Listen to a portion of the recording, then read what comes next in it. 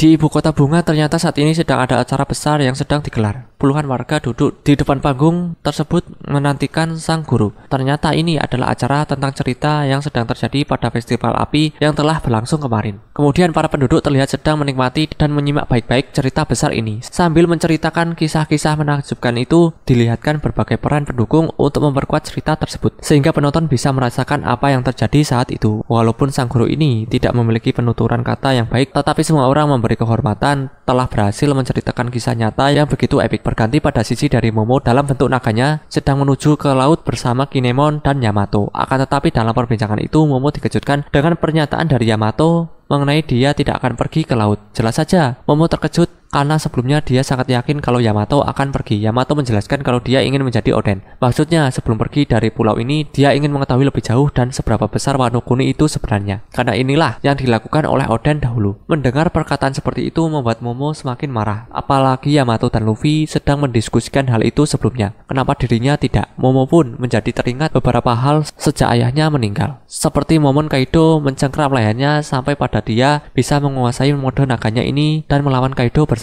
Setelah teringat kenangan ini, Momo bertanya-tanya sampai berpikiran buruk tentang Luffy. Begitupun dengan Kinemon. Dalam kebimbangan tersebut, Yamato mengatakan untuk tidak ambil pusing mengenai sifat Luffy yang seperti itu. Walaupun terlihat jelas Momo ingin sekali membuat Luffy jera dengan menggigitnya. Sementara itu kelompok Luffy, Lau, dan Kid siap untuk berangkat. Seperti biasa sebelum berangkat, masing-masing mereka akan mengucapkan salam perpisahan karena mulai dari sini jika bertemu lagi mereka akan menjadi musuh. Beberapa saat kemudian sebelum Luffy dan yang lain pergi, Momo berhasil sampai dan menyerang Luffy bersama Yamato dan Kinemon. Di situ memang terlihat Kinemon dan Momo benar-benar ingin menyerang Luffy tanpa rasa takut sekalipun. Tapi ternyata tujuan Momo bukan itu. Dia pun mengungkapkan jelas kenapa dia ingin bertemu Luffy sebelum pergi. Seperti biasa, walaupun seorang shogun, Momo kali ini menangis lagi dengan histeris sambil berterima kasih mengenai bantuan yang dilakukan oleh Luffy dan semuanya. Berkat mereka dia bisa mengambil alih Wano Kuni. Jika mereka pergi dari sini setelah bersama dalam beberapa waktu, maka dia akan kesepian. Momo juga takut apa yang terjadi jika tidak ada Luffy dan lainnya di masa depan.